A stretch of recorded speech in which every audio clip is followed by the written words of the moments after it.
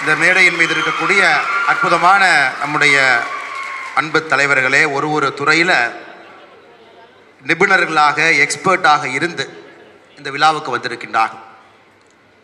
ஹண்டே அவர்களுடைய நூல்களுக்கு ஒரு விழா எடுக்க வேண்டும் என்றால் வருபவர்களுக்கு அது அந்த அளவுக்கு தகுதி இருக்கணுங்க ஐயா. அது ரொம்ப முக்கியம்.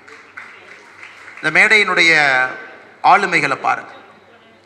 எல்லா துறையிலும் கூட சிறந்து விளங்கக்கூடிய நிபுணர்கள் இங்கே வந்திருக்கின்றார்கள். முதல்ல அந்த நிபுணர்களுக்கு நான் நன்றி செலுத்துவதற்கு கடமைப்பட்டிருக்கின்றேன்.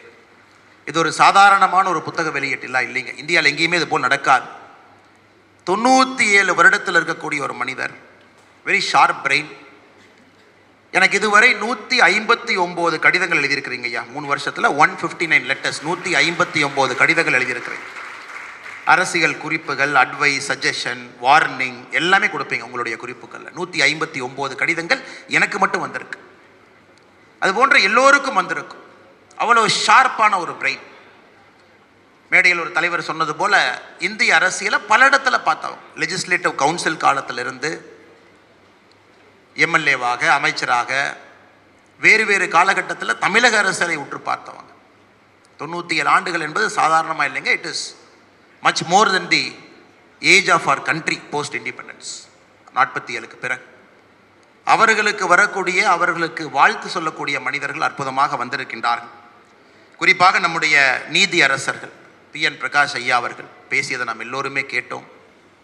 அற்புதமான ஒரு நீதியரசர். இங்கே அவர் நேரம் கொடுத்து வந்து ரத்தன சுருக்கமாக அரசியலமைப்பு சட்டம், அதில் ஏற்பட்ட குளறுபடிகள், திருத்தத்தை பற்றி பேசியிருக்கிறாங்க. அவர்களுக்கு நன்றிகளை தெரிவிக்க நான் கடமைப்பட்டிருக்கின்றேன். நீதியரசர் டாக்டர் ஜெயச்சந்திரன் ஐயா அவர்கள் ரொம்ப நுவான்ஸ்டாக அந்த சட்டத்தினுடைய நுவான்சஸ்குள்ளே போயிட்டு வெளியே வந்தாங்க. நல்லா உத்து கவனிச்சிங்கன்னா தெரியும் எவ்வளோ நுவான்ஸ்டாக பேசுனாங்கன்னு. ஐயா அவர்களுக்கும் என்னுடைய நன்றிகளை தெரிவித்துக் கொள்கின்றேன். ஐயா ராதாகிருஷ்ணன் அவர்கள் தாமதமாக வந்தாங்க. எப்பொழுதும் நேரத்துக்கு வரக்கூடியவர். இன்னைக்கு சென்னையில் ஒரு அசாதாரணமான சூழ்நிலை. நம்ம அடையார் பிரிட்ஜை தாண்டி பார்த்தீங்கன்னா ரோடு வந்து மெட்ரோ கன்ஸ்ட்ரக்ஷனில் கேவின் ஆயிடுச்சு. அதனால் கிட்டத்தட்ட 1 மணி நேரத்துக்கு மேலே டிராஃபிக் ஜாம் இந்த பக்கம். நானும் கூட வண்டியை நிறுத்திவிட்டு நடந்து வந்தேன் கடைசி ஒரு 300 மீட்டர். ஏன்னா வேகமாக அந்த டிராஃபிக்கை பீட் பண்ணுவோம் அப்படின்னு.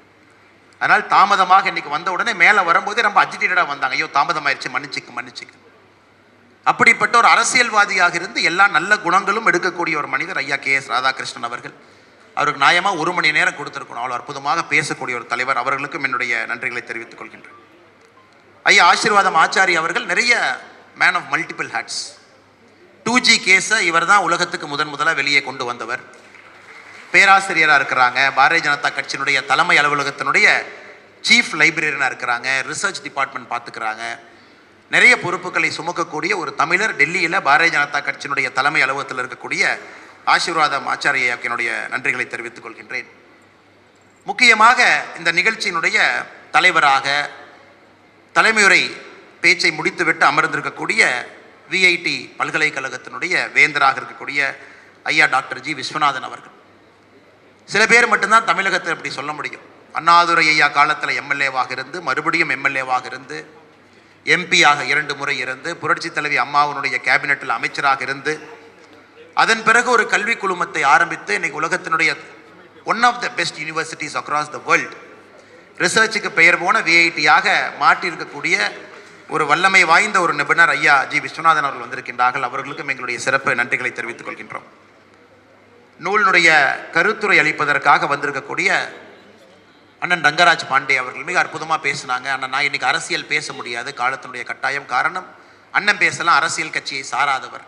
ஆனால் நான் அரசியல் கட்சியை சார்ந்த காரணத்தினால் என்னால் பெருசாக இன்னைக்கு அரசியல் பேச முடியாது. காரணம், வந்திருப்பவர்கள் எல்லாமே அரசியல் கலக்காத ஒரு பொது மேடைக்கு வந்திருக்கிறாங்க. மிக அற்புதமாக பேசிவிட்டு அமர்ந்திருக்கக்கூடிய அண்ணன் ரங்கராஜ் பாண்டே அவர்கள் குறிப்பாக நம்முடைய அரசியலமைப்பு சட்டம், அண்ணல் அம்பேத்கர் அவர்களுடைய வாழ்க்கை வரலாறு, என்னென்ன தவறுகள் சில அரசியல் கட்சிகள் சில காலகட்டத்தில் செய்தது, இன்னைக்கு எப்படி அதே அரசியல் கட்சி மாற்றி பேசுகிறாங்க, ரத்தன சுருக்கமாக பேசியிருக்கிறாங்க. ஐயா ரங்கராஜ் பாண்டே அவர்களுக்கு இந்த நேரத்தில் என் நெஞ்சார்ந்த நன்றிகளை தெரிவித்துக் கொள்கின்றேன். மிக முக்கியமாக மேடையின் மீது நம்முடைய சந்தோஷம் ஐயா இருக்கிறார். BJP குழுமத்தினுடைய தலைவர். உலகம் முழுவதுமே திருவள்ளுவருடைய சிலையை நிறுவ வேண்டும் என்று கங்கணம் கட்டிக்கொண்டு நிறுவிக்கொண்டிருக்கின்றார். இப்போதான் அவருடைய பிறந்தநாள் முடிந்திருக்கிறது. இந்த மேடைக்கு வந்திருக்கிறார். இந்த டைலன் தாமஸ் பார்த்தீங்கன்னா அற்புதமான ஒரு போயம் எழுதியிருப்பார் ஆங்கிலத்தில். Do not go gentle into the good night. Old age should burn and rave at the closing of the day. Rage and rage against the dying of the light. அது மாதிரி ஒரு poem இருக்கும். இது Interstellar மூவியில் Christopher Nolan மிக அற்புதமாக இந்த போயமை வந்து கேப்சர் பண்ணி அந்த படத்தில் ஒரு தீமா கொண்டு வந்திருப்பார். இந்த இன்டர்ஸ்டெல்லார் படம் முழுவதுமே do not go gentle into the good night. அதாவது காலம் நெருங்கி வரும் பொழுது அதை வேகமாக சாய்ந்து கொடுக்காது. do not go gentle. சண்டை போட்டு காலத்தினோட கடைசி நேரத்தில் போராடு. old age should burn and rave at the closing of day. நேரம் நமக்கு குறைந்து கொண்டிருக்கிறது என்று தெரியும் பொழுது உன்னை இன்னும் வருத்தி கொண்டு பணியை செய். rage and rage against the dying of the light. கண் முன்னால் வெளிச்சம் குறைய ஆரம்பிக்கும் பொழுது அந்த சினமும் அரச்சனமும் அப்படியே இருக்கணும் அப்படிங்கிறான். அதற்கு அற்புதமான உதாரணம் டாக்டர் HV ஹண்டே அவர்கள், இங்கே இருக்கக்கூடிய ஐயா சந்தோஷம் அவர். அற்புதமான உதாரணம். செய்யக்கூடிய சாதனைகளுக்கு வயது ஒரு தடை இல்லை. எந்த வயசில் என்ன வேணாலும் செய்யலாம். 159 கடிதங்கள் கட்சியினுடைய மூத்த ஒரு தலைவராக, கட்சியினுடைய ஒரு தொண்டனுக்கு 159 கடிதம். பேப்பரில் எந்த கட்டிங் வந்தாலும் அவருடைய ஹிஸ்டாரிக்கல் பெர்ஸ்பெக்டிவ் அனாலிசிஸ், என்ன நடக்குது, அடுத்து என்ன நடக்கும், 6 மாதம் கழிச்சு இந்த கட்சி என்ன ஸ்டாண்ட் எடுக்கும், நீட்டாக குறிப்பு போட்டு ஆஃபீஸ் அனுப்பிடுவார். அதை படிச்சுட்டு நான் ரிப்ளை கொடுக்கணும். ஐயா படித்தேன், இதெல்லாம் பார்த்தேன், கற்றுக்கிட்டேன். அந்த அளவுக்கு ஒரு ஆளுமை இருக்கக்கூடிய மனிதன் ஐயா HV ஹண்டே அவர். எத்தனையோ புத்தகங்கள் எழுதியிருக்காருங்க. இது ஒரு புதுசு கிடையாதுங்க ஐயாவுக்கு. ஆனால் 2 முக்கியமான புத்தகங்கள் எனக்கு ரொம்ப விருப்பப்பட்டு தமிழ்நாட்டில் இன்னும் நம்ம அதிகமாக பேச வேண்டியது ஐயாவுடைய கம்பராமாயணத்தினுடைய ஆங்கில மொழிபெயர்ப்பு. அது இன்னும் பேசப்பட வேண்டும் என்பது என்னுடைய ஆசை. காரணம், கம்பராமாயணம் ஒரு சாதாரணமான ஒரு இலக்கியம் கிடையாது. தமிழகத்தினுடைய ஆளுமை மிக்க மனிதர்கள்லாம் பல இடத்துல ஆனால் தமிழ்நாட்டை தாண்டி வெளியே செல்ல வேண்டும். அதற்கு ஒரு அற்புதமான கம்பராமாயணத்தினுடைய ரெண்டிஷன் இன் ஆங்கிலம் ரொம்ப கஷ்டங்க ஐயா. Because the richness of Tamil language is so high. அதை நீங்கள் அப்படியே ஆங்கிலத்தில் அப்படியே மொழிபெயர்த்துட்டு போக முடியாதுங்க. தெரியாது, புரியாது, அதனுடைய தாக்கம் தெரியாது. அதை ஒரு மனிதன் அற்புதமாக மொழிபெயர்த்திருக்கின்றார். அது எல்லோரும் இந்தியாவில் படிக்கணும் அப்படின்னா ஹண்டே ஐயாவுடைய ஆங்கில மொழிபெயர்ப்பு கம்பராமாயணம். அதனால தான் பார்த்தீங்கன்னா அந்த புக்கை பெருமையை தூக்கி காட்டினாங்க. நீ யோசிச்சிருக்கலாம் எதற்கு அந்த புக்கை எடுத்து காட்டினாங்க. அதை எல்லோரும் படிக்க வேண்டும் என்கின்ற ஒரு ஏக்கம் ஐயா கிட்ட இருக்கு. அதை நீங்கள் எல்லாம் படிக்கணும். கம்பராமாயணத்தை பொறுத்தவரை நீதிபதி அப்போ நீதியரசர் MM இஸ்மாயில் ஐயா அவர் காலத்தில் வெளியிடப்பட்ட ஆங்கில மொழிபெயர்ப்பு, அதுவும் தமிழகத்தில் முகமது ரேலா போன்ற அற்புதமான மனிதர்கள் எல்லாம், ரேலா ஹாஸ்பிட்டலுடைய சேர்மன், அவங்க எல்லாம் கம்பராமாயணத்தை கரைத்து குடித்து பொது மேடையில் பொது இடத்துல பேசினோம். இஸ்லாமிய சொந்தங்கள் கம்பராமாயணத்தை authority, some of the best authority and Kambaramayanam தமிழில் பார்த்தீங்கன்னா இஸ்லாமியர்கள் பெஸ்ட் அத்தாரிட்டி. நீதிபதி, டாக்டர்ஸ், பட்டி தொட்டிகள். ஆனால் ஏதோ ஒரு காரணத்திற்காக ஒரு சின்ன தடங்கள். அந்த கம்பராமாயணம் எந்த அளவுக்கு செல்ல வேண்டுமோ செல்லாமல் இருக்கு. அதை இந்த மேடையில் ஐயாவின் சார்பாக நான் உங்களுக்கு வைக்க வேண்டிய அன்பான வேண்டுகோளாக வைக்கின்றேன். ஐயாவுடைய கம்பராமாயண புத்தகத்தை எல்லா இடத்துலையும் நீங்கள் சேர்த்தணும், படிக்கணும். அது மிக மிக முக்கியம். குறிப்பாக அந்த 2 புத்தகத்தை நம்ம எல்லோருமே படிக்க வேண்டும். ஏன்னா நிறைய கன்சர்ன்ஸ் ரைஸ் பண்ணியிருக்கிறாங்க. ஐயா விஸ்வநாதன் அவர்கள் பேசும்பொழுது ஒரு மிக முக்கியமான 2 கன்சர்னை ரைஸ் பண்ணாங்க. அம்பேத்கர் ஐயா கான்ஸ்டிடியூஷன் அசம்பிளி டிபேட்னுடைய கடைசி ஸ்பீச்சில் ஹிஸ் விஷன் ஆஃப் பாலிடிக்ஸ் என்ன, இன்னைக்கு பாலிடிக்ஸ் எப்படி இருக்கு, மிக முக்கியமான ஒரு பார்வை. 2வது முக்கியமான பார்வை கான்சன்ட்ரேஷன் ஆஃப் வெல்த். குறிப்பாக நம்முடைய நாடு, எல்லா நாடுகளிலும் இருக்கக்கூடிய பிரச்சனை, சைனா உட்பட. சைனாவில் டாலர் பில்லியனர்ஸ்லாம் பார்த்தீங்கன்னா ஒரே நாட்டில் 200 தொட்டுக்கிட்டு இருக்கு. டாலர் பில்லியனர்ஸ் இவ்வளோ அதிகமாகி கொண்டிருக்கின்றார்கள். The gap between rich and poor ரொம்ப அதிகம். அதற்கு அண்ணன் ரங்கராஜ் பாண்டே அவர்கள் அற்புதமாக ஒரு விளக்கம் கொடுத்தாங்க. The prime ministers completely aware of this. சண்டை போட்டு போட்டி போட்டு வேலை செய்து கொண்டிருக்கின்றார்கள். இந்தியாவிற்கு இன்னும் 20 ஆண்டுகள் கழித்து வரக்கூடிய முதல் பிரச்சனை என்பது இந்த அன்ஈக்குவல் டிஸ்ட்ரிபியூஷன் ஆஃப் வெல்த் என்பதுதான் முதல் பிரச்சனையாக இருக்கும் என்பதை பிரதமர் 2010 பேசுகிறார். Oligopoly, monopoly உடைக்கிறோம். Concentration of wealth உருவாகக்கூடாது என்று நினைக்கின்றோம். குறிப்பாக 43% நம்ம ஆட்சிக்கு வருவதற்கு முன்பு சுரேஷ் டெண்டுல்கர் ரிப்போர்ட்டில் பிலோ பாவர்ட்டி லைன் அவங்கள மேலே கொண்டு வரணும். சுய தொழில் தொடங்கணும், ஆண்டர்பிரினர்ஸை கிரியேட் பண்ணணும், Mudra loans, SMEs. India doesn't NEET 1 billionaire, India needs 1 lakh lakhpati என்பதற்காக பெண்களை எல்லாம் இன்னைக்கு லட்சாதிபதி அக்காக்களாக உருவாக்கி கொண்டிருக்கின்றோம். ஸோ ஐயாவுடைய கருத்து மிக முக்கியமான கருத்து. 2 கருத்துக்கள். அதை இன்னைக்கு லீடர்ஸாக அரசியல்வாதிகளாக நம்ம எப்படி அதை அட்ரஸ் பண்ண போகிறோம் அப்படிங்கிற கன்சர்னை வச்சிருக்கிறாங்க. I welcome it sir. அதனால தான் பிரதமர் அவர்கள் இந்த இண்டிபெண்டன்ஸ் டே ஸ்பீச்சில் ஒரு படி இன்னும் மேலே போயிட்டார். பிரதமர் சொல்கிறாங்க, எனக்கு இன்னும் 1,00,000 பேர் அரசியலுக்கு வரணும் அப்படிங்கிறாங்க. 1,00,000 இளைஞர்கள் அரசியலுக்கு வரணும். அவர்களுக்கு எந்த அரசியல் குடும்பத்தோடும் தொடர்பு இருக்கக்கூடாது. ஏன்னா பிரதமர் சொன்ன முதல் லைனை மட்டும் படிக்காதீங்க, 2வது 3வது லைனையும் படிக்கணும். 1,00,000 பேர் வரணும், எந்த அரசியல் குடும்பத்தோடு தொடர்பு இருக்கக்கூடாது, அவர்கள் குடும்பத்தில் யாருமே அரசியல் இருக்கக்கூடாது. அந்த 1,00,000 பேர் எனக்கு உடனடியாக வரணுங்கிறாங்க. எதுக்கு சொல்கிறாங்கன்னா, பிரதமர் விருப்பப்படுவது இவர்கள் சொல்லி இருக்கக்கூடிய பிரச்சனையை தீர்க்க வேண்டும் என்றால் அந்த அடித்தட்டிலிருந்து வரக்கூடிய அரசியல்வாதி முதல்ல இந்த பிரச்சனையை உணர்ந்திருக்க வேண்டும். அவன் அடிபட்டு நொந்து அவனை போட்டு மிதிச்சு அவன் ஒருத்த கிளம்பி வருவான். அவன் 10 வருஷம் 15 வருஷம் ஆகும், அப்படியே அந்த சேத்துல புரண்டு வெளியே வரணும். அந்த 1,00,000 பேர் இன்னைக்கு நமக்கு ஹெல்ப் பண்ண மாட்டாங்க. அந்த 1,00,000 பேர் 20 ஆண்டுகள் கழித்து வரக்கூடிய பிரச்சனைக்கான தீர்வு இன்றைக்கு நாம் உள்ளே அனுப்பக்கூடிய அந்த 1,00,000 இளைஞர்கள் அரசியலுக்கு வர வேண்டும் என்று இந்த சுதந்திர தின உரையில ரெட் ஃபோர்ட்ல பேசியிருக்கிறாங்க. அந்த 1,00,000 பேர் உடனடியாக ஜெயிக்க மாட்டாங்க, பல எலெக்ஷன் தோத்து நின்று வரணும். அதை ஒரு மெசேஜ் அடுங்க. இவங்க சொல்லியிருக்கக்கூடிய பிரச்சனை கான்ஸ்டியூஷன், அதை நாம் பாதுகாக்கணும், டிஸ்டார்ஷன் இருக்கக்கூடாது, எல்லாருமே பேசுறாங்க, நீதியரசர்கள் பேசியிருக்கிறாங்க. அதற்கு வரக்கூடிய அரசியல்வாதிகள், வரக்கூடிய தலைவர்கள் பிஸ்னஸில், இண்டஸ்ட்ரியில், எஜுகேஷனல் ஃபீல்டில், மீடியாவில், எல்லா துறையிலும் அது போன்ற அற்புதமான மனிதர்கள் வர வேண்டும். அதற்கு இந்த 1,00,000 பேர்த்தை பயன்படுத்தும். இதை சொல்ல வேண்டும் என்று எனக்கு தோன்றியது. ஏன்னா இதை பற்றி அதிகமாக நம்ம பேசணும். பிரதமருடைய சுதந்திர தின உரையில் எல்லாம் பேசணும். ஆனால் அந்த 1,00,000 அரசியல்வாதிகள் வேண்டும் என்று பிரதமர் சொன்னதை பேப்பரில் ஏதோ சைடில் அப்படி ஒரு லைனை போட்டுட்டு போயிட்டாங்க. அது எவ்வளவு முக்கியம் என்பது நமக்கு தெரியும். இன்னைக்கு நாம் பேசும்போது 2 புத்தகங்கள், ஒரு புத்தகத்துக்கு பார்த்தீங்கன்னா பிரதமர் அவர்களே இதற்கு வாழ்த்துறை கொடுத்திருக்கிறாங்க. பிரதமர் ஆவதற்கு 1 ஆண்டு இருக்கும் பொழுது 2013 குஜராத்தினுடைய முதலமைச்சராக இருந்த பொழுது அவருக்கு ஹெச்வி ஹண்டே ஐயா மேலே ரொம்ப ஒரு பிரியம் எனக்கு நன்றாக தெரியும். பல முறை ஹண்டே ஐயா அவர்கள் பிரதமரை சந்திக்க வரும்பொழுது ரொம்ப பிரியமாக இருப்பாங்க ஹண்டே ஐயா. பிரதமர் அவர் காலில் விழுந்து ஆசீர்வாதம் வாங்குவாங்க.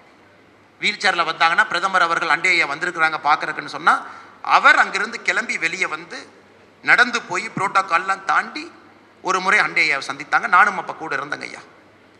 அது பிரதமர் எவ்வளோ கஷ்டப்பட்டு வந்தாங்கிறதையும் நான் பார்த்தேன். பிரதமருடைய கிரீன் ரூம்லேருந்து வெளியே வந்தாங்க, எஸ்பிஜி கிட்ட ஏதோ சொன்னாங்க, இந்த மாதிரி அங்கே போகணுன்னாங்க. அதை தாண்டி அந்த அண்ணா யூனிவர்சிட்டிக்குள்ளே ரொம்ப நெருடலான ஒரு பாதை, அதில் அப்படியே தாண்டி அவர் பாட்டுக்கு வந்தாங்க. எங்கே போகிறாங்கன்னு யாருக்குமே தெரியல. பின்னாடி வந்துக்கிட்டு இருந்தோம். நேராக வேறு ஹெச்வி ஹண்டே அப்படின்னு கேட்டார். நீங்கள் வீல் சேரில் முதல் ஆளாக உட்காந்துருந்தீங்க, அத்தனை பேர்த்த தாண்டி உங்கள்கிட்ட வந்தாங்க, நீங்கள் எந்திரிக்க கஷ்டப்பட்டு எந்திரிச்சிங்க, உங்கள் கையை பிடிச்சி அழுத்தி உட்கார வச்சுட்டு உங்கள் காலில் விழுந்து ஆசீர்வாதம் வாங்கிட்டு what can I do for you mister Hande அப்படின்னு உங்கள்கிட்ட பேசின அந்த வார்த்தைகள் என்னுடைய காதில் இருக்குதுங்க ஐயா. 2 ஆண்டுகள் ஆகியிருந்தாலும் கூட அந்த அளவுக்கு உங்கள் மீது ஒரு பெரிய மரியாதை நம்முடைய பாரத பிரதமர் அவர்கள் வைத்திருக்கின்றார்கள். நீங்களும் அதை விட இரட்டிப்பு மடங்கு பிரதமர் மீது மரியாதை வச்சிருக்கிறீங்க. அதனால தான் அதனுடைய வெளிப்பாடு தான் இந்த புத்தகம், வேற ஒன்றும் இல்லைங்க ஐயா. இந்த ஆண்டில் 97 இயர்ஸ் ஆஃப் ஏஜில் கான்ஸ்டியூஷனல் அசம்பிளி டிபேட்ஸ் யாருக்காவது நேரம் இருந்ததுன்னா 10,000 பக்கங்கள் அண்ணன் சொன்னதே குறைவு தான். அது புத்தகமாக பார்த்தீங்கன்னா 17 வால்யூம்ஸ் இருக்குது, பெரிய பெரிய புத்தகமாக ஃப்ரீயாக எல்லாமே பார்லிமெண்ட் ஆஃப் இந்தியா வெப்சைட்டில் இருக்குது. அதை படிப்பதற்கெல்லாம் சாத்தியமே இல்லை. நம்மள 370 வந்துருச்சா அதை மட்டும் ஓப்பன் பண்ணி என்னன்னு படிச்சுட்டு வெளியே வர ஆட்கள். அதை முழுவதுமாக ஒரு மனிதன் படித்து அதை ரத்தன சுருக்கமாக டிஸ்டார்ஷன்ஸ் டன், இந்த அரசியலமைப்பு சட்டத்தில் என்ன பிரச்சனைகள் எல்லாம் மேடம் இந்திரா காந்தி அவர்கள் கொண்டு வந்தார்கள் என்பதை ரத்தன சுருக்கமாக ஒரு புத்தகத்தில் போட்டிருக்காங்கன்னா இதை படிக்க வேண்டியது நம்முடைய பொறுப்பு. என்னுடைய அன்பானது வேண்டுகோள், அரசியலில் யாருக்கு ஆர்வம் இருக்குது, சமுதாயத்தில் யாரின் மீது ஆர்வம் இருக்குது, ஒரு ட்விட்டரில் ஃபேஸ்புக்கில் நம்ம கமெண்ட் போடுறோம், கருத்து போடுறோம், லைக் போடுறோம், டிஸ்லைக் போடுறோம், என்ன வேணாலும் பேசலாம் அப்படிங்கிற உலகத்தில் நாம் இருக்கிறோம். என்னுடைய அன்பான வேண்டுகோள், தயவு செஞ்சு அதை படி. B educated, B informed. என்ன நடக்குது, எக்ஸாக்ட்லி என்ன பிரச்சனை, இதை நீங்கள் நம்ம எல்லாரும் செய்யணும் என்பது அன்பான வேண்டுகோள். எதோ நம்ம பார்க்குறோம், நெட்ஃப்ளிக்ஸில் ஒரு 3 மணி நேரம் படம் பார்க்குற நேரத்தில் பாதி புத்தகத்தை நீங்கள் படிச்சிடலாம், பாதி புத்தகத்தை படிச்சேன். குறிப்பாக பாரதிய ஜனதா கட்சியினுடைய தொண்டர்களுக்கு என்னுடைய அன்பான வேண்டுகோள், பாரதிய ஜனதா கட்சி 2 புத்தகத்தையும் கூட 5000 பிரதிகளை நம்ம வாங்குறோம். 2 புத்தகங்களும் will get 5,000 copies.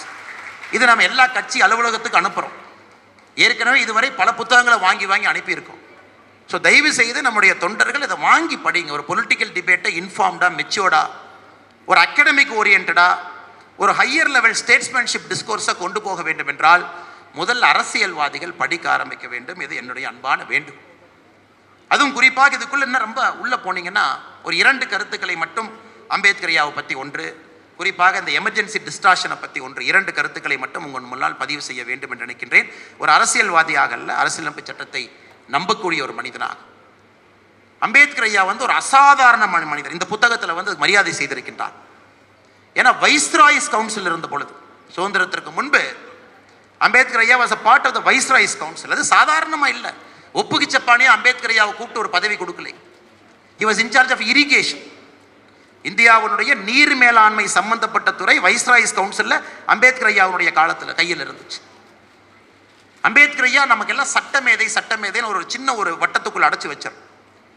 He is a statesman for excellence. அவருடைய சிந்தனைகள் எல்லாம் டெவலப்மெண்ட் ஓரியன்ட், வளர்ச்சி, dam construction. He is an authority. ஆனால் என்ன நடந்ததுன்னா, சில அரசியல் கட்சிகள் ஒரு குறுகிய வட்டத்துக்குள் அடைக்க பார்த்தா. அம்பேத்கர் ஐயா தன்னுடைய ராஜினாமா கடிதம், நேரு அவர்களுடைய கேபினெட்லேருந்து வெளியே வரும் பொழுது தன்னுடைய ராஜினாமா கடிதத்தில் எழுதியிருப்பாங்க. அது எல்லோருமே படிக்கணும். நேரு ஐயா, நீங்கள் அமெரிக்கா போகும்போது பொறுப்புன்னு ஒருத்தர் கொடுக்குறீங்க. நான் பிறந்த ஜாதி உங்களுக்கு பிரச்சனையா? அதனால் நான் வெறும் லா மட்டும்தான் நான் மேனேஜ் பண்ணணுமா? am I only eligible to take care of the law ministry? எனக்கும் டெவலப்மெண்ட் போர்ட்ஃபோலியோ ஹேண்டில் பண்ண வேண்டும் என்கின்ற ஆசை இருக்கு. I want to handle those irrigation சம்பந்தமா. ஏன்னா நாடு இப்போ தான் வளருது. First cabinet after independence.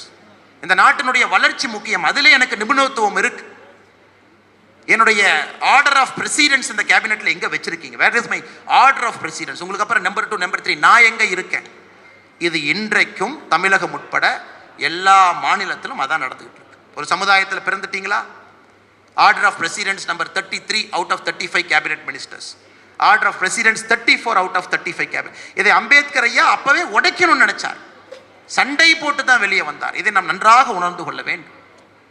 அது மட்டும் இல்லை, அம்பேத்கர் ஐயாவுடைய பன்முகத்தன்மை உங்களுக்கு தெரியும். குறிப்பாக இந்த ஆர்டிகல் 370 நம்ம சொல்கிறோம். அது ஒரிஜினல் கான்ஸ்டியூஷன் டிராஃப்டிங்கில் பார்த்தீங்கன்னா அது வந்து 370 இல்லை. அன்றைய காலகட்டத்தில் ஐயாவுடைய புத்தகத்தில் அது விவரிச்சிருக்கிறாங்க. அது கான்ஸ்டியூஷனல் டிராஃப்டிங்கில் 306A, காஷ்மீருக்கு தனி அந்தஸ்து கொடுக்க வேண்டும் என்பது 306A அதாக தான் இருந்துச்சுங்க. அதை ரீநம்பர் பண்ணாங்க திரும்ப. அது கான்ஸ்டியூஷன் அசம்பிளி டிபேட்லாம் முடிஞ்சு அதை கான்ஸ்டியூஷனாக ஃப்ரேம் பண்ணும்போது சில நம்பர்ஸை ரீஃப்ரேம் பண்ணும்போது 306A became 370. ஸோ அந்த 306A கொண்டு வர வேண்டும் என்று நினைத்த பொழுது அந்த அம்பேத்கர் ஐயா அப்ஜெக்ட் பண்ணாங்க, வேண்டாம் என்று சொன்னார். அப்போ ஷேக் அப்துல்லா ஐயா சந்திச்சு ஒரு பேசுகிறாங்க. ரங்கராஜ் பாண்டியன் அதை கோட் பண்ணார். அவர் சொன்ன வார்த்தை, அந்த ஆங்கில வார்த்தை நல்லா நம்ம புரிஞ்சுக்கணும். என்ன சொன்னாருன்னா, you want the whole of India to defend Kashmir? You want the whole of India to take care of Kashmiris?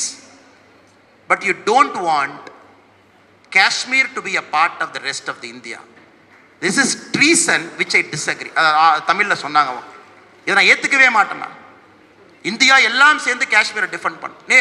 ஷேக் அப்துல்லாவுடைய வார்த்தை வேற மாதிரி இருந்துச்சு. Kashmir is the entry point to India.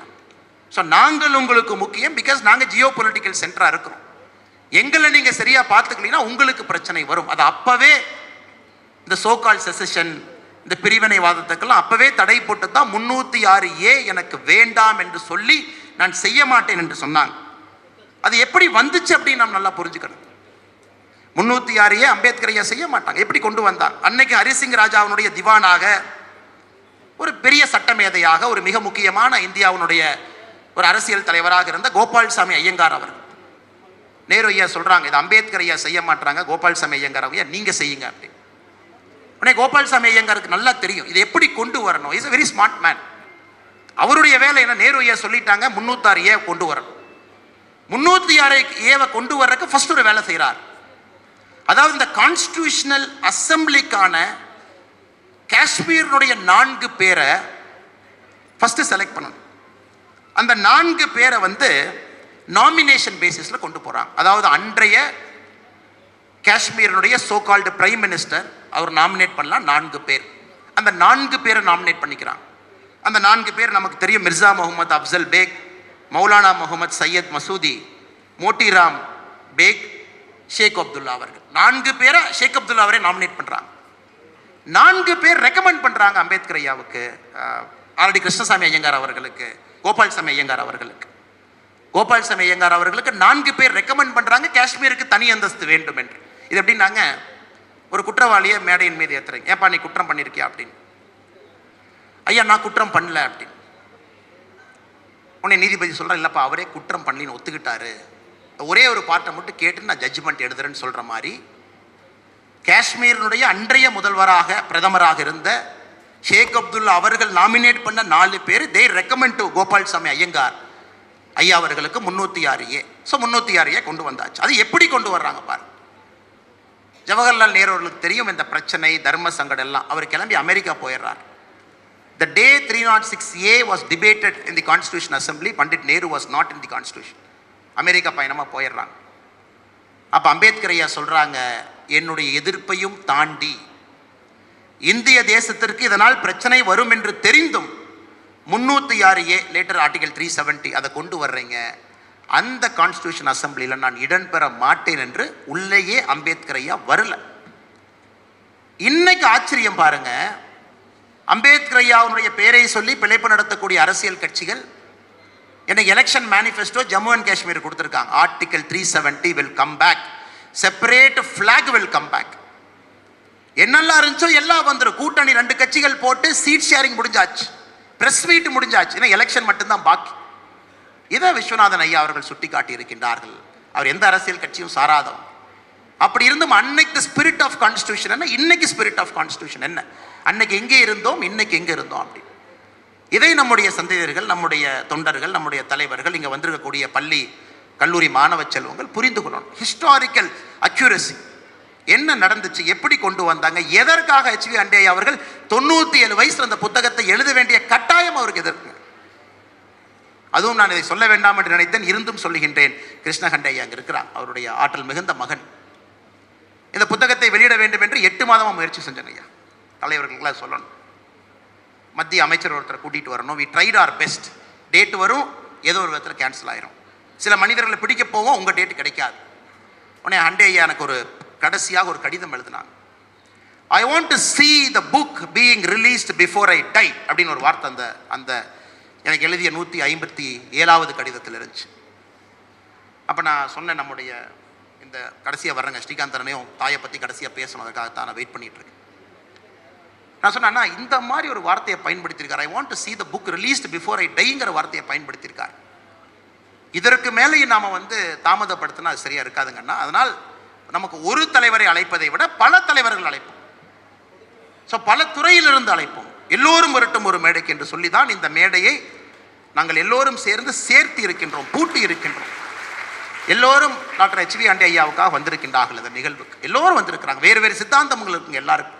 அது நீதியரசர்கள் உங்களுக்கு தெரியும், they are sharp as a razor edge. எந்த அரசியல் பக்கமும் வராதவன் இருந்தும் அவங்க இந்த டிஸ்டார்ஷன்ஸ் ஆஃப் இந்திரா காந்தி அம்மானு போட்ட ஒரு கவர் போட்டிருக்கக்கூடிய புத்தகத்திற்கு அவர்கள் வந்திருக்கின்றார்கள். நம்ம எவ்வளவு பாராட்டணும் பாருங்க அவங்க.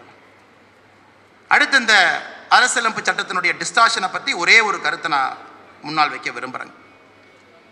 இதில் எத்தனையோ விஷயங்கள் நாம் பேசியிருந்தாலும் கூட மாபெரும் தவறு, மிகப்பெரிய தவற அம்மையார் இந்திரா காந்தி அவர்கள் செஞ்சாங்க. எதற்குன்னு எல்லாத்துக்குமே தெரியும். அவங்களுடைய எலெக்ஷன் ஏஜென்ட்னுடைய பெயர் யஷ்பால் கபூர். நானும் எலெக்ஷன் போட்டி போட்டிருக்கேன், எல்லாரும் எலெக்ஷன் போட்டி போட்டிருக்காங்க, எல்லாரும் மேடையின் மீது இருக்கும். எலெக்ஷன் ஏஜென்ட் எலெக்ஷனுக்குள்ளே போகிறவங்க, இன்னைக்கு தமிழ்நாட்டில் யாராச்சும் எலெக்ஷன் கண்டெஸ்ட் பண்ணால் தெரியும், ஆனால் அவங்க இண்டிபெண்டன்ட் டைரக்டராக இருக்கக்கூடாது, அவங்க கட்சி நாமினியாக இருக்கக்கூடாது, எந்த அரசாங்கம் சம்மந்தப்பட்டதாக இருக்கக்கூடாது, அவங்க மட்டும்தான் ஏஜென்ட். ஆனால் இந்திரா காந்தி அம்மையாருடைய சீஃப் ஏஜென்ட்டே Yashpal Kapoor was a OSD in the prime minister's office. ஏன்னா எலெக்ஷன் ப்ராசஸை கண்ட்ரோல் பண்ணுறதுக்கு பிரைம் மினிஸ்டர் ஆஃபீஸ்னுடைய ஆஃபீஸர் ஆன் ஸ்பெஷல் டியூட்டியை போடுறாங்க, சீஃப் எலெக்ஷன் ஏஜென்ட். நம்புவீங்களா? இது ஓப்பன் அண்ட் ஷட் கேஸ். அதன் பிறகு அவர்கள் பயன்படுத்தக்கூடிய ஓவர் ஸ்பெண்டிங். ஐயா சொன்னாங்க ADM Jabalpur versus Shukla, one of the most famous judgments. அதே நேரத்தில் நீதிமன்றம் கொடுத்துருக்கக்கூடிய அந்த தீர்ப்பு, ஹெபியஸ் கார்பஸுக்கும் ஒரு தீர்ப்பு பயங்கர பெரிய சர்ச்சைக்குள்ளாய் அது இன்னும் நாம் தொடர்ந்து பேசி கொண்டிருக்கின்றோம். அது எல்லாம் காரணமாக அமர்ந்து எமர்ஜென்சிக்குள்ள அப்படியே போக ஆரம்பிக்கிறோம். எவ்வளோ அநியாய எமர்ஜென்சியில் பண்ணியிருக்காங்க பாருங்க. ஐயா அதை ரொம்ப அற்புதம் பண்ணியிருக்காங்க. மீசா சட்டத்தில் கைது பண்ணுறாங்க. ஆனால் மீசா சட்டத்தை யாருமே கேட்கக்கூடாது என்பதற்காக 9th ஸ்கெடியூலில் கொண்டு வந்து ஒழிச்சு வைக்கிறாங்க. 1,00,000க்கு மேற்பட்ட 1,14,000 பேர் மீசா சட்டத்தில் கைது பண்ணாங்க. ஆனால் எந்த கோர்ட்டும் கேள்வி கேட்கக்கூடாது. அப்போ தூக்கி 9th ஸ்கெடியூலில் போடும், ஜுடிஷியல் ஓவர்வியூவை கட் பண்ணு. எந்த அளவுக்கு போயிருக்கிறாங்கன்னா, ஃபேமிலி பிளானிங் ஒரு பக்கம் நடந்துச்சு. இதை பற்றி நான் முன்னாடி கூட ரங்கராஜ் பாண்டியன் இருக்கும்போது இன்னொரு நிகழ்வில் பேசணும். they hunted down IAS and IPS officers, including ராஜஸ்தான்ல ஒரு பேர் சொன்னேன். இந்திரா காந்தி அம்மையாருக்கு எதிராக தீர்ப்பு வந்த பொழுது கோர்ட்டை எதிர்த்து ஒரு கூட்டம் போடணும் ராஜஸ்தான். அதற்கு பஸ் கொடுக்கல அப்படிங்கறதுக்காக ராஜஸ்தான் எலக்ட்ரிசிட்டி போர்டுடைய சேர்மன் எமர்ஜென்சி டிக்ளேர் பண்ணி தூக்கி வெளியே வீசினாங்க. எந்த IAS IPS அதிகாரி ஒத்து வரவில்லை, தூக்குனாங்க. 2 ஆட்சிகள் மட்டும்தான் எமர்ஜென்சி காலகட்டத்தில் இந்திரா காந்தி அம்மையாருக்கு எதிராக இருந்துச்சு. தமிழ்நாடு ஒன்று, பஞ்சாப், ஹரியானா. தூக்கி போடு 2ஐயும் டிஸ்மிஸ் பண்ண 356. இதெல்லாம் தாண்டி இன்னொரு அட்டூழியம் பண்ணாங்க.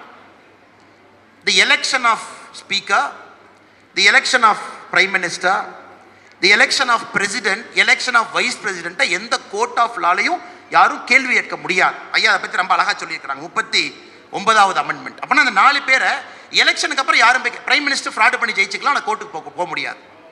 இந்த 4 பேர் அது எப்படி பாஸ் பண்ணாங்க தான் அல்டிமேட். இந்த 39வது அமெண்ட்மெண்ட் பார்த்தீங்கன்னா லா மினிஸ்டர் HR கோகலே வியாழக்கிழமை அன்னைக்கு ஆகஸ்ட் 7, 1975 இந்தியன் கான்ஸ்டிடியூஷன் 39th அமெண்ட்மெண்ட்டை கொண்டு வர்றாங்க. எங்கீங்க பார்லிமெண்ட்டுக்கு கொண்டு வர்றாங்க வியாழக்கிழமை. வெள்ளிக்கிழமை பார்லிமெண்ட்ல பில்லு பாஸ் ஆயிடுது. ஆனால் உங்களுக்கு தெரியும் இது வந்து மாநிலத்தையும் மத்திய அரசையும் சார்ந்திருக்கக்கூடிய சட்டம் அப்படினால மாநில அரசு ஒப்புதல் கொடுக்கணும்.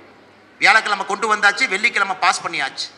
சனிக்கிழமை சம்பந்தமே இல்லாமல் 17 மாநிலத்தில் சட்டப்பேரவை கூடுது. எல்லாம் சேர்ந்து 39th அமெண்ட்மெண்ட்டை நாங்கள் சப்போர்ட் பண்ணுறோம். சனிக்கிழமை யார் சொன்னாங்க அட்வான்ஸ் நோட்டீஸ் யாருக்கு தெரியாது. ஞாயிற்றுக்கிழமை காலை நல்லா வச்சுங்க, ஞாயிற்றுக்கிழமை பிரசிடென்ட் ஆஃப் இந்தியா கையெழுத்து போடுறாங்க 39th அமெண்ட்மெண்ட். ஞாயிற்றுக்கிழமை மத்தியானம் 3 மணிக்கு ஹை செக்யூரிட்டி இந்தியன் பிரிண்டிங் ப்ரெஸ்ஸில் அது பிரிண்ட் ஆகி வெளியே வருது 39th அமெண்ட்மெண்ட். ஏன்? திங்கக்கிழமை அன்னைக்கு சுப்ரீம் கோர்ட்டில் ஹியரிங் வருகின்றது என்கின்ற ஒரே காரணத்திற்காக வியாழக்கிழமை 39th அமெண்ட்மெண்ட், வெள்ளிக்கிழமை பார்லிமெண்ட்டில் பாஸ் பண்ணாங்க. சனிக்கிழமை 14 சட்டப்பேரவைகள் கூடி அதை ஆமோதிக்கிறாங்க, வரவேற்கிறாங்க. ஞாயிற்றுக்கிழமை காலையில் ஜனாதிபதி கையெழுத்து போடுறாங்க. ஞாயிற்றுக்கிழமை மத்தியானம் printing press, high security printing ப்ரெஸ்ஸை ஓப்பன் பண்ணி பிரிண்ட் பண்ணுறாங்க. திங்கக்கிழமை அன்னைக்கு சுப்ரீம் கோர்ட்டில் போய் அட்டார்னி ஜெனரல் என்ன சொல்லணும், சார் 39th அமெண்ட்மெண்ட் பாஸ் பண்ணிட்டோம், உங்களுக்கு எந்த ரைட்ஸும் கிடையாது, குட் பை சார், பை பைன்னு சுப்ரீம் கோர்ட்டிலே சொல்வதற்காக 4 நாட்கள் நடந்த நாடக காட்சி. இது போல பல விஷயங்கள் உள்ள இருக்குங்க, அதை நீங்கள் படிக்கணும். Very important, very important. ஒரு அமெண்ட்மெண்ட் ஏன் வந்துச்சு, எப்படி வந்துச்சு, அதை ஃபைட் எப்படி பண்ணி கொண்டு வந்தோம். அதனால் என்னுடைய அன்பு சொந்தங்களுக்கு என்னுடைய அன்பார்ந்த வேண்டுகோள், 1954 97 வரை ஆர்டிகல் 356 106 முறை பயன்படுத்தப்பட்டிருக்கிறது. அதுக்கு மேலே நான் பேசுகிறது அரசியல் ஆயிரும், அந்த மேடையில் பேசக்கூடாதுங்க. வந்திருக்கக்கூடிய கண்ணியமான தலைவர்களுக்கு நான் மதிப்பளிக்க வேண்டும். அதனால் இன்னைக்கு நடக்கிற இந்த கூத்தை நீங்கள் பார்க்குறீங்க. அதான் ஐயாவிட்ட கேட்டேன், நம்ம ராதாகிருஷ்ணன் ஐயாட்டன்னா, அண்ணன் ராகுல் காந்தி அவர்கள் ஒரு ரெட் கலர் புக்கை தூக்கிட்டு சுற்றுறாரு, என்னங்கன்னா நீங்கள் பிளாக் கலரோட வந்திருக்கிறீங்க அப்படின்னு. ஏன்னா நமக்கு தெரியும் கருப்புக்கும் ஐயாவுக்கும் ஒரு பெரிய சம்பந்தம் இருக்குன்னு நமக்கு தெரியும். அவர் சொன்னாங்க அதுக்கு இல்லைங்க, இந்த புக்கை திறந்து நான் காட்ட போகிறேன், இந்த புக்குடைய பெயிண்டிங்கை பாருங்கள். ஏன்னா உங்களுக்கு தெரியும் ஒரிஜினல் கான்ஸ்டியூஷன் போய் பார்த்தீங்கன்னா every page is marked with historical painting. அதில் அர்ஜுனன் இருக்கார், ராமர் இருக்கார், ராமருடைய பட்டாபிஷேகம் அந்த ஒரிஜினல் கான்ஸ்டியூஷனில் இருக்குது. அது எல்லாம் அந்தந்த ஆக்டுக்கு தகுந்த மாதிரி அதை கொண்டு வந்திருப்பாங்க. அதுதான் ஒரிஜினல் கான்ஸ்டியூஷனே. அதை நிறைய பேருக்கு இளைஞர்களுக்கு தெரியாதுங்க. அதை காட்ட வேண்டும் என்பதற்காக அவ்வளவு பெரிய புத்தகத்தை, கனமான புத்தகத்தை கொண்டு வந்திருக்காங்கன்னா அவருக்கு எவ்வளவு வேள்வி இருக்கும் என்று யோசிப்பார். நடக்கக்கூடிய டிஸ்டார்ஷன் நம்ம எடுத்து பேசினா இன்னைக்கு வேற மாதிரி போயிடுச்சு. கடைசியாக இந்த நிகழ்வு இங்கே நடப்பது எவ்வளவு பொருத்தம்னு பாருங்க.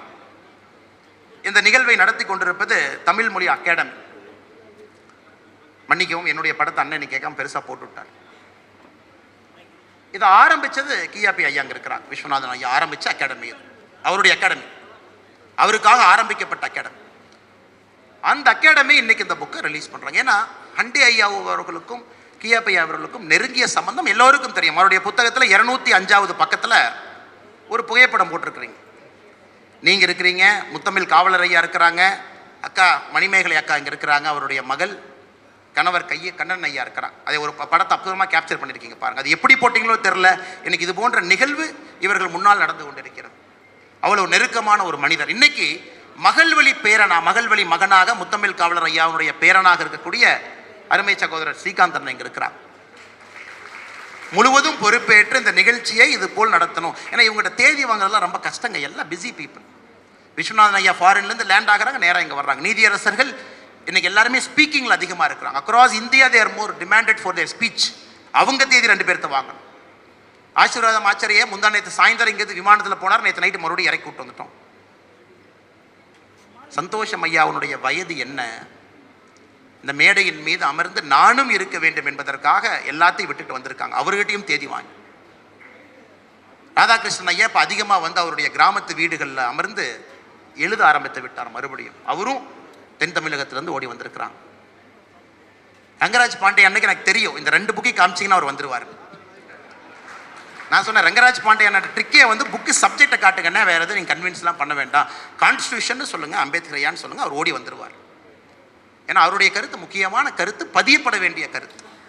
ஆனால் 3 முறை தேதி மாறியும் நேரம் கொடுத்து வந்திருக்கக்கூடிய அண்ணன் ரங்கராஜ் பாண்டே அவர்கள் மிக முக்கியமாக இவங்க எல்லாத்தையும் கொண்டு வந்து அழகுபடுத்தி ஒரு அற்புதமான பூமாலையை போல் வடிவமைத்திருக்கக்கூடிய அண்ணன் ஸ்ரீகாந்த் அவர்கள், HV ஹண்டே அவர்கள் இன்னும் நிறைய பெரிய கௌரவம் வர வேண்டும் என்பது எங்களுடைய ஆசை. நிச்சயமாக வருகின்ற காலத்தில் அது வரும். தாமதமாக இருந்தாலும் கூட அது வந்து சேர வேண்டிய நேரத்தில் உங்களுக்கு பெரிய கௌரவம் வர வேண்டும் என்பது இந்த கட்சியினுடைய தொண்டனாக என்னுடைய மிகப்பெரிய ஒரு ஆசை. அந்த எல்லா பெரிய கௌரவத்திற்கும் முழு தகுதி இருக்கக்கூடிய மனிதர் நீங்கள். Because you burn. ஏதாச்சும் கான்ஸ்டியூஷனுக்கு எதிராக பேசிட்டோம்னா அப்படியே ரத்தம் கொப்பளிச்சு கடிதம் எழுதுவாருங்க. ரத்தம் கொப்பளிச்சு அந்த நியூஸ் பேப்பர் கட்டிங்க போட்டு அது ஒரு ரெட் கலர் இங்கில் அண்டர்லைன் பண்ணி அது ப்ளூ கலரில் அதுக்கு ஒரு சப்ஹெட்டிங் கொடுத்து அப்படியே பிளாக் கலரில் எழுதுவார். அப்படியே பிளட் வில் பாயில். எனக்கு பயம், டெல்லியில் யாராச்சும் ஒருத்தர் பேசிட்டு போயிடுவாங்க, மிஸ் இந்தியாவில் கூட ரிசர்வேஷன் இல்லைன்னு. அது உடனே கோவப்பட்டு ஒரிஜினல் கான்ஸ்டியூஷன் என்ன, அம்பேத்கரை என்ன சொல்லியிருக்காங்க, ஏன் அப்படி பண்ணுறீங்கன்னு எழுதுவாங்களேன்னு தான் பாதி பயம் எனக்கு. அதனால் we only wish and pray sir that you should take care of your health. You are very very precious to us. You are just an inspiration sir. இங்கே வந்தீங்கன்னாவே எல்லாருக்கும் ஒரு பெரிய இன்ஸ்பிரேஷன். நான் ஏற்கனவே சொன்னது போல் do not go gently into the good night என்பதற்கு நீங்கள் ஒரு இலக்கணம். Fight, fight and fight. Rage, rage and rage. Burn, burn and burn. உங்களுடைய வாழ்க்கை, உங்களுடைய தத்துவம், உங்களுடைய புத்தகங்கள் எல்லாம் ஒரு பெரிய ஒரு சான்று எங்களுக்கு. அதனால் இந்த நிகழ்வுக்கு வந்திருக்கக்கூடிய எல்லா பெரியோர்களையும் இந்த நேரத்தில் கிருஷ்ணகண்டையா தான் பேச போகிறாங்க. அவர் தான் நன்றியுரை சொல்ல வேண்டும். இருந்தும் என்னுடைய கடமை, ஐயாவை பற்றி நான் சொல்லாமல் போனால் தவறாக போயிடும். அதனால் வந்திருக்கக்கூடியவர்களுக்கு என்னுடைய மகிழ்ச்சிகளை தெரிவித்து, இந்த புத்தகத்தை நீங்கள் படிக்கணும் சார். இன்றைக்கி வந்து பார்த்தீங்கன்னா ஒரு அரசியல்வாதியாக நான் வெட்கப்படுகின்றேன். நானும் இன்றைக்கி ஒரு அரசியல்வாதியாக மாற ஆரம்பித்து விட்டேன். நாய் பெயின் திட்டினா நாமளும் நாய் பெயின் திட்ட வேண்டியதாக இருக்குது. அதுக்காக நான் அரசியலுக்கு வரல. பல நேரத்தில் நானே வீட்டில் போய் என்னுடைய மனைவி கிட்ட சொல்லுவேன், எதுக்கு வந்தோம், என்ன வேலை இன்னைக்கு செஞ்சுட்டு இருக்கோம் பாரு. இன்னைக்கு ப்ரெஸ்ஸில் இந்த கேள்வி கேட்டாங்க, இந்த பதில் சொன்னேன் அப்படின்னு. காரணம், political dispose has gone to the cutter. ஆனால் படித்த அரசியல்வாதிகள் நிறையா வந்து நீங்கள் டிஸ்கோர்ஸையே எலிவேட் பண்ணணுங்க. ஒரு பொலிட்டிக்கல் டிபேட், ஒரு டிவி டிபேட், ஒரு டிஸ்கஷன் ஆதாரப்பூர்வமாக, அறிவுபூர்வமாக, சான்றுகளோடு, வித் டேட்டா, வித் எவிடன்ஸ் என்ன நடக்குது. அதனால்தான் நான் மறுபடியும் படிக்க போகிறேன். எல்லாம் கேட்குற அண்ணன் இதுக்கு படிக்க போகிறார். ஒன்று, நம்முடைய அறிவை வளர்த்து கொள்ள வேண்டும். I always believe a politician should have better brains than the best civil servant of that state அப்படிங்கிறது என்னுடைய ஃபீலிங். எப்பொழுது ஒரு அரசியல்வாதியாக ஒரு மாநிலத்தில் நாம் இருக்கிறோம் அப்படின்னா அங்கே இருக்கக்கூடிய பெஸ்ட் சிவில் சர்வெண்ட்டை விட நம்ம மைண்டு ஷார்ப்பாக இருக்கணும். அப்போ தான் நீங்கள் மக்களுக்கு அந்த சர்வீஸ் பண்ண முடியும். அதனால் நானும் HV அண்டைய வழியில், மேலே இருக்கக்கூடிய தலைவர்கள் வழியில் படிப்புக்கு முக்கியத்துவம் எப்பொழுதும் கொடுக்கக்கூடிய மனிதன், படிப்பதற்கு முக்கியத்துவம் கொடுக்கக்கூடிய மனிதன். நீங்களும் செய்து கொண்டிருக்கின்றீர்கள். குறிப்பாக இளையவர்கள் இன்னும் அதிகமாக செய்ய வேண்டும் என்று சொல்லி VIT ஐயா செல்வம் வந்திருக்கின்ற